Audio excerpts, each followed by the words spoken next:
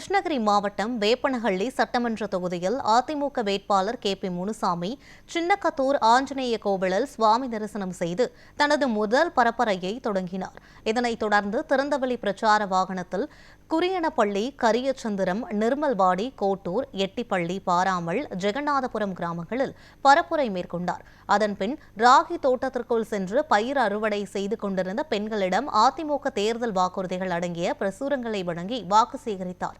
இதனைத் தொடர்ந்து பேசிய அவர், அதிமுக ஆட்சியில் EPS தலைமையில் முதல் ஆண்டிலேயே அரசு கலை கல்லூரி நிறுவப்படும் என வாக்குறுதி அளிக்கப்பட்டதாகவும் 100 நாள் வேலை திட்டத்தை 150 நாட்களுக்கு உயர்த்துவதற்கான வாக்குறுதியும் திமுக செய்யவில்லை என்றும் குறிப்பிட்டார். மேலும் திமுக ஆட்சியில் பொருட்கள் விலை உயர்ந்ததை விவரித்து அதிமுக ஆட்சியில் ஒவ்வொரு குடும்பத்துக்கும் நேரடியாக 10,000 ரூபாய் வழங்கப்படும் எனவும் வரும் தேர்தலில் இரட்டை இலை சின்னத்திற்கு வாக்களிக்குமாறு வலியுறுத்தி மக்களுக்கு ஆதரவு கோரினார்.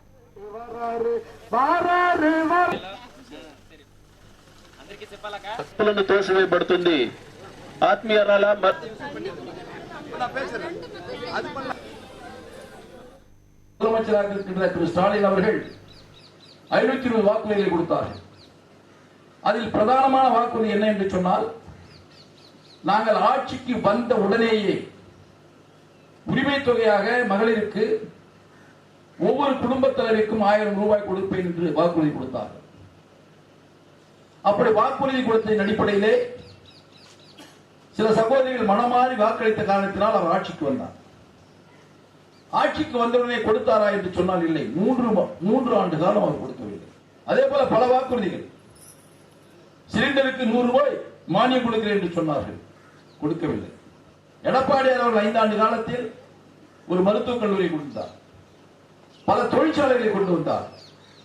இன்று டாடா எலக்ட்ரானிக்ஸ் நம்முடைய தொகுதியில் தான் இருக்கிறது, வேப்பனப்பள்ளி சட்டமன்ற தொகுதியில் தான் இருக்கிறது. அந்த தொழிற்சாலையை எடப்பாடி பழனிசாமி கொண்டு வந்தார். இப்பொழுது 50,000 பெண் பிள்ளைகள் அங்கே வேலை செய்கிறார்கள். ஒருத்தர் 2 பேர் இல்ல, 50,000 பேர் வேலை செய்கிறார்கள். அதே போல இங்கே இருக்கிற டெல்டா, உருவப்பள்ளியில் இருக்கிற டெல்டா எடப்பாடியார் கொண்டு வந்தது. அதில் 5,000 பேர் வேலை செய்கிறார்கள். இவர்கள் கொடுத்த எந்த வாக்குறுதியும் நிறைவேற்றவில்லை. நாங்கள் இப்பொழுது மீண்டும் ஆட்சிக்கு வந்தால் நிறைவேற்றுவோம் என்று ஒரு சில வாக்குறுதிகளை, முதன்மையான வாக்குறுதிகளை இங்கே கோடிட்டு காட்ட விரும்புகிறேன்.